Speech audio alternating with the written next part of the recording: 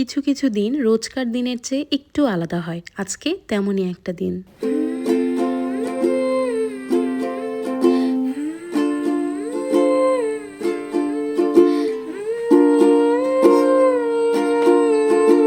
দেশ থেকে আনা সুন্দর একটা লাল টুকটুকে জামা পরে রেডি হয়ে নিচে এসে একটা উবার কল করলাম আর চলে আসলো একটা টেসলা। একটা সাধারণ জার্নি কি ভীষণ সুন্দর হয়ে গেল। মাথার উপরে তাকিয়ে দেখি ট্রান্সপারেন্ট গ্লাস রুফ, যেন মনে হচ্ছিল শহরের ভেতরেই একটা স্কাই রাইড নিচ্ছি।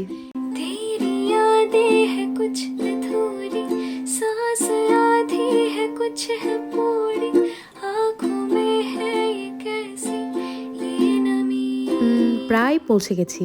আচ্ছা, এই ভর দুপুর বেলা কোথায় এলাম এটাই তো এখনো জানানো হয়নি। মাসে 1-2 বার এরকম ভর দুপুর বেলা আমি একটা জায়গাতেই যাই, সেটা হচ্ছে ওর অফিসে একসাথে লাঞ্চ করার জন্য। অবশ্য আজকে শুধু লাঞ্চ করার জন্য আসিনি, লাঞ্চের পর আমার একটা কাজ আছে, এই জন্য এসেছি।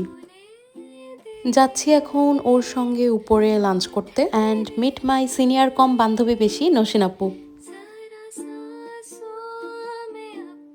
আপনি যেটা ভাবছেন সেটা ভুল, এত খাবার আমি একার জন্য নিইনি, এর থেকে কিছুটা অংশ অভিক শেয়ার করেছিল।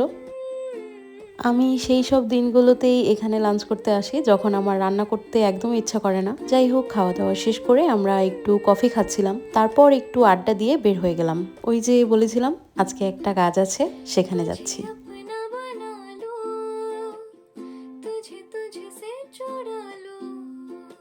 চলে এসেছি, অভিক আমাকে ড্রপ করে দিল মার্কেটে। কিছু প্রয়োজনীয় জিনিস কেনার ছিল, এই জন্যই আসা। আচ্ছা, আমার মনে হচ্ছে আজকের এই ব্লগটা একদমই আবোল তাবোল। আপনাদের কি এরকম র্যান্ডম আবোল তাবোল ব্লগ দেখতে ভালো লাগে? তাহলে কষ্ট করে 4টা শব্দ লিখে আমাকে জানাতে পারেন। যে কারণে এখানে আসা। ছোট্ট ছোট্ট বেবি ড্রেস নিচ্ছি, আর সাথে ছোট্ট একটা পরীর জন্য কিছু হেয়ার ক্লিপস নিয়ে নিচ্ছি। আর আপনি যদি আমার নিয়মিত ভিউয়ার্স হন, তাহলে আপনি অলরেডি এই ক্লিপ প্যাকিং এর ভিডিওটা দেখে ফেলেছেন। কেনাকাটা মোটামুটি শেষ। নিজের জন্য কিছু টুকটাক জিনিসপত্র কিনে আমি চললাম বাড়ির পথে।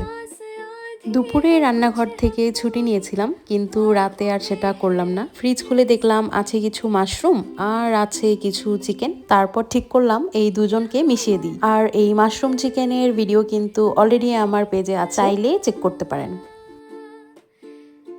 মাঝে মাঝে নিজেকে নিয়ে ঘুরতে যাবেন, একদম একা নিরিবিলি কোনো প্রকৃতির সামনে, সমুদ্রের সামনে দাঁড়িয়ে অথবা পাহাড়ের চূড়ায় উঠে নিজেকে আনন্দিত করুন। মনে রাখবেন, এই পৃথিবীতে আপনি ছাড়া আপনার আর কেউ নেই, তাই নিজেকে সামলে রাখার দায়িত্ব একান্ত আপনার। জীবনটা ফুরিয়ে যাওয়ার আগ পর্যন্ত নিজের জন্য কিছুটা বাঁচুন, নিজেকে ভালোবাসুন। বাকি মানুষ তো আসবে যাবে, বাকিটা একাকিত্ব। একাকিত্বই আপনার সত্যিকারের বন্ধু। কি বেশি জ্ঞান দিয়ে ফেললাম? ঠিক আছে, বাকিটা তাহলে পরের ভিডিওতে। আমি তাহলে দাওয়াত খাই আর আপনাদেরকে বলি বাই বাই।